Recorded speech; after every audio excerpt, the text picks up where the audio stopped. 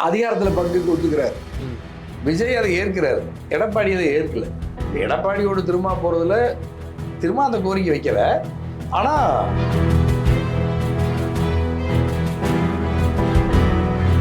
விஜய், நாம் தமிழர், அதிமுக, பாஜக 4 முனையில் திமுக எதிர்த்து களத்தில் 4 முனையில் என்ன அரசுக்கு எதிரான வாக்குகள் புரிகிற பொழுது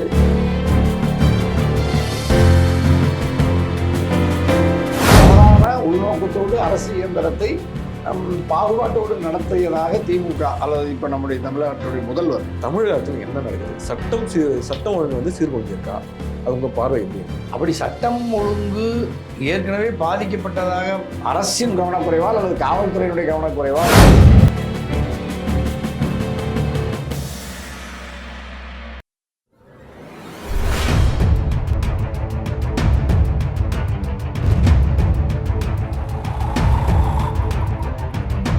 மாட்டுக்குரல் நேயர்களுக்கு வணக்கம். நம்முடன் இணைந்திருப்பவர் தமிழ்நாடு கொங்கு இளைஞர் பேரவை தலைவர் மற்றும் எக்ஸ்-எம்எல்ஏ தனியரசு சார் அவர்கள். வணக்கம் சார். வணக்கம்.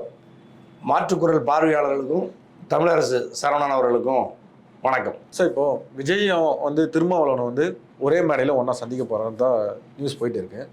இந்த சந்திப்பு வந்து வெறும் சந்திப்பாக இருக்குமா, இல்லை அரசியல் களம் 2 பேரும் கூட்டணியாக மாறதுக்கு வாய்ப்புகள் இருக்கிறதா? இல்லை, இந்த இப்போ இயல்பாக இந்தியா கூட்டணி தேசிய அளவில் தமிழ்நாட்டில் திமுக தலைமையிலான மதசார்பற்ற முற்போக்கு கூட்டணி, இந்த கூட்டணியில் ஒரு ஒரு ஒரு ஒரு நெருடல் அல்லது ஒரு சலசலப்பு அல்லது ஒரு சந்தேகத்தை இப்போ சமீப காலமாக உருவாக்குறதுல இப்போ விசிகே மது ஒழிப்பு மாநாட்டில் துவக்கி இப்போ கடைசியாக அந்த ஆட்சியில் பங்கு, அதிகாரத்தில் பங்கு, அப்புறம் தமிழக வெற்றி கழகம் துவக்கப்பட்டு விஜய் மாநாட்டுக்கு பிறகு மாநாட்டில் அந்த நாங்கள் ஆட்சிக்கு வந்தால் தமிழக வெற்றி கழகம் ஆட்சியில் பங்கு தருவோம் அப்படிங்கிறத சொன்ன கருத்தை ஒட்டி இப்போ விடுதலை சிறுத்தைகளுடைய கோரிக்கைகளை தமிழக வெற்றி கழகம் விஜய் ஏற்பதை போலவும், ஆகவே அது குறித்து அவர்களுக்கான ஒரு நெருக்கமான உறவு இருக்கிறதை போல ஒரு தோற்றம் இருந்துச்சு. அதை தொடர்ந்து பல ஊடகவியலாளர்கள் கேள்வி கேட்டாங்க. அதுலேயும் அவங்க ஒன்றும் பெரிய அளவில் மறுப்பு தெரிவிக்கிறேன். சமீபத்தில் கூட விடுதலை சிறுத்தைகளுடைய தலைவர் நாடாளுமன்ற உறுப்பினர் திருமா சமீபத்தில் நேற்று முன்தினம் பழனியில் கூட தாவேகா விஜய் கூட்டணி வருமானு கேட்டுக்கிறார் 2026. அப்போ பார்ப்போம், பொறுத்திருந்து பார்ப்போம்னு சொல்கிறாரு. அப்போ அது மறுக்கலை. ஆகவே அவர்களுக்குள்ள ஒரு சரியான புரிதலோட பயணிக்கிற மாதிரி தான் நம்ம பார்க்குறோம். ஆதவ் அர்ஜுனாவே சொல்லியிருக்காரு, எவ்வளோ நாள் தான் நாங்கள் வந்து பின்னாடியே இருக்கிறது, மற்றவங்களுக்கு கை கட்டிட்டு தான் வேலை செய்யணுமா அப்படின்லாம் சில வார்த்தைகளை உபயோகப்படுத்தியிருக்காரு. இது சரியா, இல்லை உண்மையால அந்த நிலைமையில தான் விடுதலை சிறுத்தைகள் கட்சிகளுடைய கட்சி இருக்கா, இல்லை அடுத்தது நாங்கள் வந்து சிஎம் ஆகணும் அப்படின்னு நினைக்கிறாரா ஆதவ் அர்ஜுனா? இல்லை, ஆதவ் அர்ஜுனா வந்து அந்த விடுதலை சிறுத்தைகள்ங்கிற அந்த ஜெனட்டிக் ஜீன் அவர் இல்லை. ஜெனட்டிக் ஜீனா அதனுடைய சித்தாந்தம், அதனுடைய கொள்கை, அதனுடைய லட்சியங்களில் பற்றுறுதியோடு நீண்ட காலம் பயணிக்காத பல்வேறு அரசியல் இயக்கங்களில் அல்லது வெறும் தொழில் முனைவோரா அல்லது விளையாட்டுத் துறையில் இருந்த ஒரு சாதாரண நபர் ஆதவ் அர்ஜுனா. அல்லது இன்னும் சொல்ல போனால் அவங்க 2021 கிட்டத்தட்ட திமுகவினுடைய தேர்தல் வியூக வகுப்பு அந்த தொழில்நுட்ப அணியில் ஆதவ் வேலை செய்கிற ஒரு திமுகவில் அதனுடைய உயர்மட்ட குழுவில் சில ஆலோசனை வழங்கிக்கிட்டு இருந்த ஒரு நிறுவனம் அல்லது அவர்களுடைய தனிப்பட்ட நட்பு உறவு அல்லது ஊதியத்தை பெற்றுக்கொண்டோ அப்படி பணியாற்றிய ஒரு ஆதவ் அர்ஜுனா. அதனால் விடுதலை சிறுத்தைகளுடைய சித்தாந்தங்களுக்கும் கொள்கைகளுக்கும் அதனுடைய நீண்டகால செயல் திட்டத்தையும் உள்வாங்கி கொண்டு வெளிப்படுத்துகிற பேச்சா நம்ம ஆதவை பார்க்க வேண்டிய அவசியம் இல்லை. ஆனாலும் விடுதலை சிறுத்தைகள் ஆட்சி அதிகாரத்துக்கு வரணும், நாங்கள் வந்து தொடர்ந்து ஒரு 3 சீட்டு 4 தொகுதிகளை 5 தொகுதிகளை பெற்றுக்கொண்டு நாங்கள் அதிகாரத்தில் இல்லாமல் இருப்பதில் எங்களுக்கு விருப்பம் இல்லைங்கிறத ஒரு கட்சியினுடைய துணை பொதுச் செயலாளராக ஆதவுக்கு அந்த வாய்ப்பு அந்த கருத்தை சொல்ல உரிமை இருக்குது. அது ஒன்றும் நமக்கு மாற்று கருத்து இல்லை. அல்லது ஒரு புதிதாக வந்தவராக இருந்ததுனால அவருக்கு வந்து முழுசாக அவருக்கு கருத்தை பதிவு செய்யக்கூடாதுங்கிறதெல்லாம் ஒன்றும் கட்டாயம் இல்லை. ஆனாலும் அந்த கருத்தை சில நிர்வாகிகள் மறுத்தாங்க. அவர் திமுக மீது செய்த விமர்சனத்தை, ஏன்னா கூட்டணியில் இருந்து கொண்டே திமுகவின் மீது விமர்சனம் வைக்கிறாரு.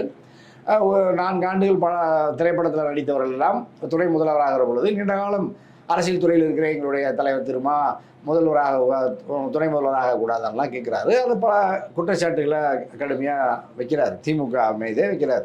அது ஒரு நெருக்கடியை தந்தது, அது பல சலசலப்புகளை ஏற்படுத்தியது. ஆனால் அதையெல்லாம் ஒட்டி இப்போவும் அவர்கள் கூட்டணி தொடர்வதாக தான் அவருடைய தலைவர் திருமா சொல்கிறார். ஆதவ பொறுத்த வரைக்கும் அவர் இன்னும் நாங்கள் ஆட்சிக்கு வரணும், அதுக்காக விடுதலை சிறுத்தைகள் நாங்கள் வந்து அதுக்கான நோக்கத்தில் நாங்கள் திட்டமிட்டு வேலை செய்வோம்னு சொல்கிறாரு. அதில் தமிழக வெற்றி கழகம் புதிதாக ஒரு மாநாட்டை நடத்திய பிறகு 2 வகையான வாய்ப்பு விடுதலை சிறுத்தைகளுக்கு இருக்கிறது. ஒன்று அதிமுக எடப்பாடி, தமிழக வெற்றி கழகம் விஜய். அப்போ இந்த 2 பேர் மீதும் விடுதலை சிறுத்தைகள் ஒரு மென்மையான அணுகுமுறையை கடைபிடிக்கிறதா தான் இப்போ சமீபத்தில் அவர்களுடைய நடவடிக்கைகள் பார்க்குறோம். ஏன்னா அவங்க அதிமுகவை வந்து மது ஒழிப்பு மாநாட்டுக்கு வரலாம்னு விடுதலை சிறுத்தைகள் திரும்ப அழைப்பு விடுத்ததிலிருந்து இந்த சந்தேக நிழல், இந்த கேள்வி தொடர்ந்து விவாதிக்கப்பட்டே வருகிறது. அது இன்னும் ஒரு முற்றுப்பெறாத நிலையில் தொடர்கிறது அப்படிங்கிறத தான் பார்க்கணும். அதே மாதிரி வந்து திருமாவளவன் சொல்லியிருக்காரு, எதிரிகள் எங்களை காயப்படுத்துகிறார்கள், அச்சமூர்த்துகிறார்கள் அப்படின்னு சொல்லியிருக்காரு. யார் அந்த எதிரிகள்? ஏன் திடீர்னு இந்த மாதிரியான கோட்ஸ்லாம் சொல்றதுக்கான காரணம் என்ன சார்? இல்லை, அப்படி யாரும் எதிரிகள் விடுதலை சிறுத்தைகளை காயப்படுத்தவோ அச்சப்படுத்தவோ முடியாது. ஏன்னா அது அச்சப்படுத்துகிற அளவுக்கு காயப்படுத்துகிற அளவுக்கு தமிழ்நாட்டில் இது வரைக்கும் வந்து அரசியல் கட்சிகள் இல்லை. அந்த அளவுக்கு விடுதலை சிறுத்தைகள் ஒன்றும் அவர் பலகீனமான நிலையிலேயும் இல்லை. ஆகவே அதாவது சமூக வலைத்தளங்களில் இது மாதிரியான சில சந்தேகங்களை பரப்பி காயப்படுத்துகிறாருங்கிற அந்த நிலையிலிருந்து திரும்ப அந்த கருத்தை பதிவு இருக்கக்கூடும். ஆனாலும் கூட ஒரு ஜனநாயக நாட்டில் ஆயிரக்கணக்கான ஆண்டுகளாக ஒடுக்கப்பட்டு ஒரு அரசியல் அதிகாரத்தை நுகர்ந்திராத ஒரு சமூகம் அரசியல் நுகர்வுக்காக அது சில வியூகங்களை அமைத்து அது அரசியல் களத்தில் குறிப்பாக தமிழ்நாட்டில் அல்லது இந்தியாவில் செயல்படுவதற்கான முழு உரிமையும் அதிகாரமும் அவர்களுக்கு இருக்கிறது. அதை நோக்கி அவர்கள் நகர்கிறார்கள். கிட்டத்தட்ட அந்த நகர்வு, அந்த நோக்கத்தில் பிழை எதுவும் இல்லை. அதனால் அந்த நகர்வில் அவர்களுக்கு சில வெற்றி கிடைக்கும் என்று அவர்கள் அவதானித்தால் அதிமுகவா அல்லது தமிழக வெற்றி கழகமா அல்லது தொடர்ந்து திமுக தலைமையிலான அணியிலேயே தொடருவதா என்கிறதுல திரும்ப சரியான முடிவு எடுப்பார்னு தான் தனியரசு கருதுறேன். ஆகவே அவர்களை பலகீனப்படுத்தவோ அல்லது காயப்படுத்தவோ சமூக வலைத்தளங்களில் சிலர் அவதூறு பரப்புறாருங்கிற கருத்தை சொல்றாரு. அது கூட அந்த சூழல் விடுதலை சிறுத்தைகளால் குறிப்பாக ஆதவ அர்ஜுனாவால் அல்லது திரும்பவே அதிமுகவை மதுவெடிப்பு மாநாட்டுக்கு அழைத்ததின் வழியாக இந்த கேள்வியும் வினாக்கள் எழுப்பப்பட்டு சமூக வலைத்தளங்களில் பல விமர்சனங்களை வைக்கிறாங்க. அப்படியே அவர்கள் திரும்ப சுட்டி காட்டுவதை போல விடுதலை சிறுத்தைகள் யாரும் காயப்படுத்தவோ அல்லது அவதூறு பரப்புவதாக இருந்தாலும் அது தவறானது, பிழையானது, கண்டிக்கத்தக்கது. அதான் இப்போ நீ சொல்லும்போதே பார்த்தீங்கன்னா அவர் வந்து ஏடிஎம்கே கட்டியும் விஜய் கட்சி தாவேகா கட்டியும் வந்து ரொம்ப சாஃப்ட் கார்னராக போகிறாரு, யார்கிட்டையும் இப்போ வந்து பகச்சிக்க தெரில அப்படின்னு சொல்கிறாரு. எப்படி சொல்றதுன்னா திமுக வந்து விசிகேவை வந்து நடத்தின விதத்தினால அப்படி நடந்துக்கிறாரா, இல்லை வந்து கட்சி மாறணும் அடுத்ததாக வந்து நம்ம அடுத்த லெவலுக்கு போகணும்னு ஆசைப்படுறதுனால எதுவுமே நடந்துட்டு இருக்கா? இல்லை, பொதுவாகவே திரும்ப யாரையும் கண்ணிய குறைவாக காயப்படுத்தி எதிர்முனையில் இருப்பவர்களை கூட விமர்சிப்பதில் ரொம்ப நிதானமான போக்கை கையாளக்கூடிய ஒரு நிதானமான ஒரு அரசியல் தலைவர் தான் திருமா.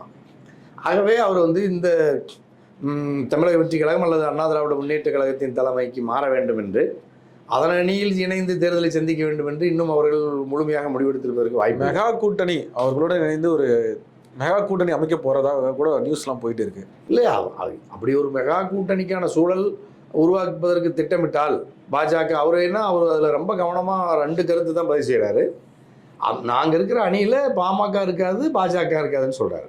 இப்போ பாமக பாஜக அல்லாத ஒரு எந்த கூட்டணியும் அப்படி ஒரு கால் எனக்கு தெரிய அவங்க இது வரைக்கும் அறிவிப்பு செய்யலை. அனுமானத்தின் அடிப்படையில் நம்ம பதில் சொல்கிறதா இருந்தால் கூட அவர்கள் அப்படி ஒரு மெகா கூட்டணியை கட்டி அதன் மூலமாக தமிழ்நாட்டில் ஒரு தாக்கத்தை ஏற்படுத்த முடியும் அல்லது அதிகாரத்தை மக்கள் ஆதரவோடு கைப்பற்ற முடியும் என்றால் அதற்கான முயற்சிகளை விடுதலை சிறுத்தைகள் ஈடுபடுவதற்கு உரிமை இருக்கிறது. அதற்கான சூழல் இப்பொழுது இருப்பதாக தனியரசு அவதானிக்கவில்லை. அவ்வளவு இலகுவாக திருமா விஜயையோ அல்லது எடப்பாடியவோ நம்பி ஒரு அணியை கட்டுவதற்கு எத்தனிக்க மாட்டார் என்றே நான் கருதுகிறேன். இன்னும் வேணா அப்படி செய்யலாம். இப்போ தாவேகா அதிமுக விசிகேங்கிற மாதிரியான ஒரு சூழல் வலிமை பெறுமானால் அது திமுகவுக்கு ஒரு ஒரு ஒரு ஒரு ஒரு ஒரு கடுமையான சவாலாக இருக்கக்கூடும். அதை நோக்கி நகர்ந்தால் அரசியல் மாற்றத்தில் ஒரு கூட்டணி மாற்றத்தில் ஒரு ஒரு ஒரு ஒரு நெருக்கடி கட்டாயமாக ஏற்படும். அதை நோக்கி திரும்ப நகராரா அல்லது அதற்கு நீங்கள் சொன்ன மாதிரி மூல கேள்வியில் சொன்ன மாதிரி திராவிட முன்னேற்ற கழகமே விடுதலை சிறுத்தைகளுக்குள்ள அவர்களுக்குள்ளே ஏதாவது உள் முரண் வேறு நிர்வாக நிலையில் இருந்து அதிலிருந்து அவர்கள் விலகுவதற்கான நெருக்கடி அல்லது இடைவெளி கூடுமானால் அப்படி ஒரு சூழல், அப்படி ஒரு நெருக்கடி வரலாம். அதில் என்ன நெருக்கடினா திரும்ப அதிகாரத்தில் பங்குக்கு ஒத்துக்கிறார், விஜய் அதை ஏற்கிறார், எடப்பாடி அதை ஏற்கலை. எடப்பாடியோடு திரும்ப போகிறதுல திரும்ப அந்த கோரிக்கை வைக்கலை. ஆனால் திரும்பவும் 2 ஆப்ஷனில் ஒன்று தாவேகா அல்லது அதிமுக 2 வாய்ப்பை அவர் பயன்படுத்தலாம், கற்பனையாக கூட வச்சுக்கிட்டா. ஆனால் அதிமுக தாவேக இணைந்தால் வலிமை பெறும்.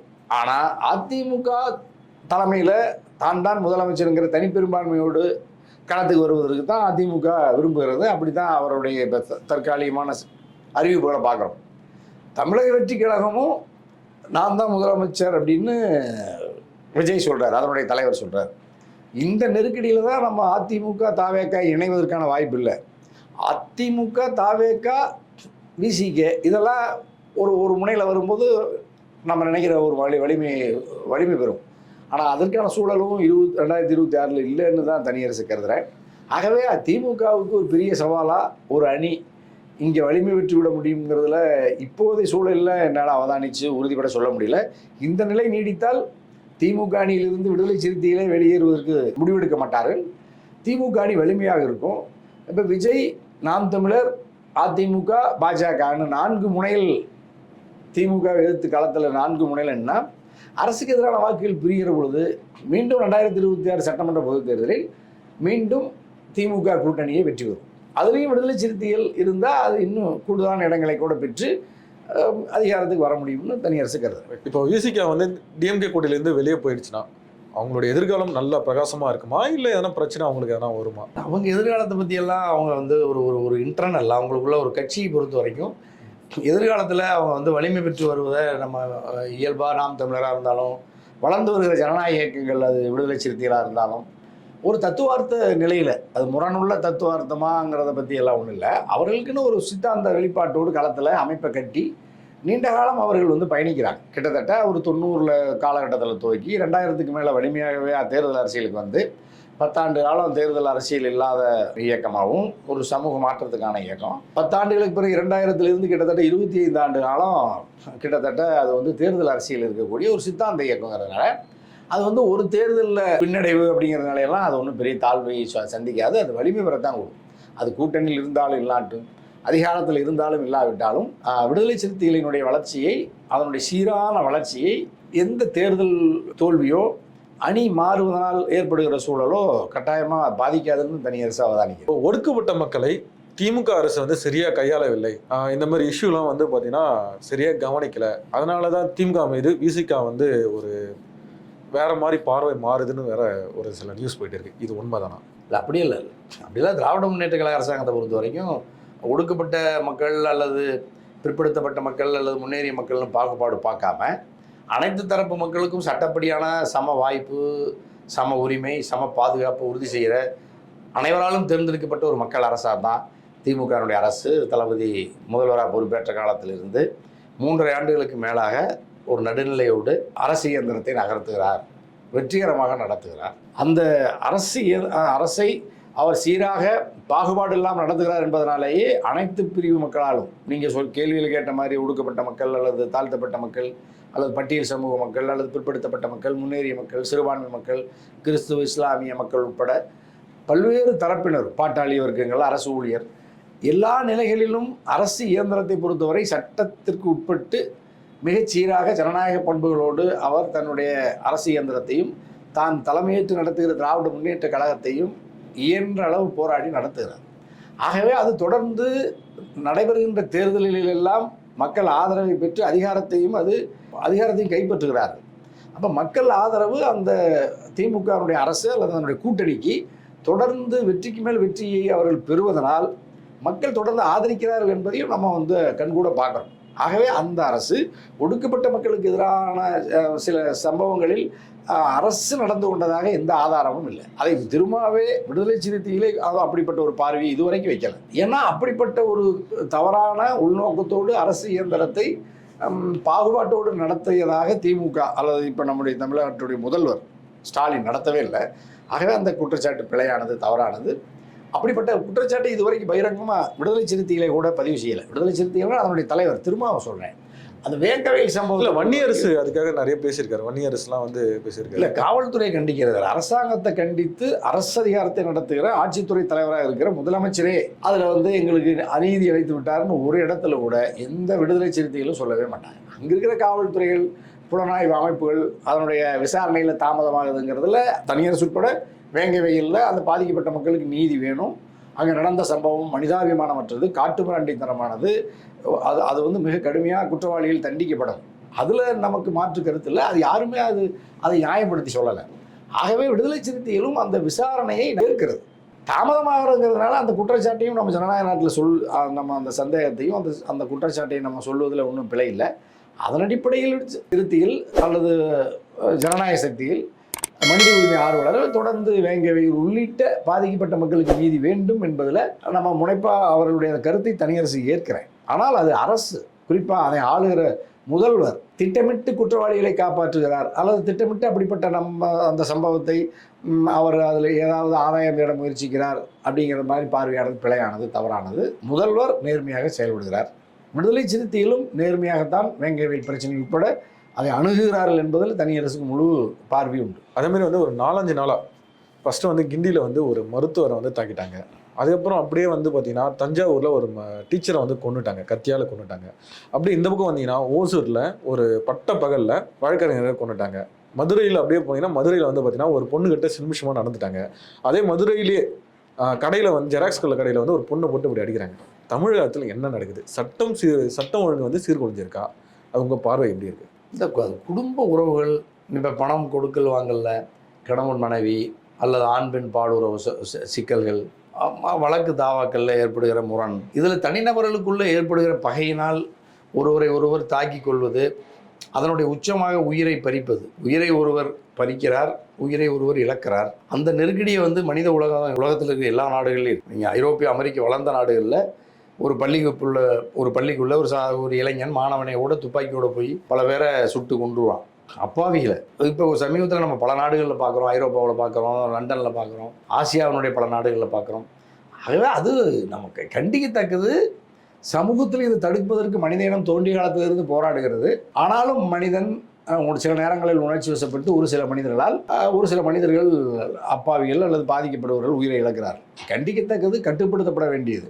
ஆனால் இதனால் தமிழ்நாட்டில் சட்டம் ஒழுங்கு சீர்குலைந்து விட்டது அப்படிங்கிற பார்வை நீங்கள் சொன்ன இந்த சம்பவங்களில். ஏன்னா ஒரு தனிப்பட்ட பகையால் ஒரு வழக்கறிஞர் ஒசூரில் தாக்கப்பட்டு படுகொலை செய்யப்படுகிறார். அப்படி சட்டம் ஒழுங்கு ஏற்கனவே பாதிக்கப்பட்டதாக அரசின் கவனக்குறைவால் அல்லது காவல்துறையினுடைய கவனக்குறைவால் ஒரு சம்பவம் நடந்திருந்தால் நம்ம அதன் மீது அரசு அல்லது அரசை காவல்துறைக்கு பொறுப்பேற்று இருக்கிற முதலமைச்சர் மீது நம்ம குற்றம் சுமத்தலாம், கோரிக்கை வைக்கலாம். இந்த நீங்கள் சொன்ன மாதிரி சுட்டி காட்டிய எல்லா சம்பவங்களுமே, அந்த மதுரை சம்பவமாக இருந்தாலும், வழக்கறிஞர் சம்பவமாக இருந்தாலும், தஞ்சை அந்த ஆசிரியை பள்ளியிலேயே இந்த மாதிரி அந்த மரண சம்பவம் நடந்தாலும், கொலை நடந்தாலும், இவைகளெல்லாம் தனிப்பட்ட உறவுகளில் ஏற்பட்ட சிக்கல்களுக்கு தனிநபர்களே தீர்வு தேடி வன்முறையில் ஈடுபட்டு நடந்த சம்பவங்கள். ஆகவே இதில் அரசு இயந்திரம் சட்டம் ஒழுங்கு சீர்குலைவதற்கு துணை போனது அல்லது கவனக்குறைவாக இருந்தது என்பது இந்த சம்பவங்களுக்கு பொருந்தாது என்பதனால் தமிழ்நாட்டின் சட்டம் ஒழுங்கு சீர்குலைவு அப்படிங்கிறது அந்த பார்வை பிழையானது, தவறானது, அறிவுக்கும் அறிவியலுக்கும் முரணானது. ஓகே சார், நேர்காணல் கொடுத்தமைக்கு ரொம்ப நன்றி சார். மாற்று குரலுக்கும் தமிழரசு சரவணனுக்கும் வணக்கம். ரொம்ப நன்றி சார். நன்றி.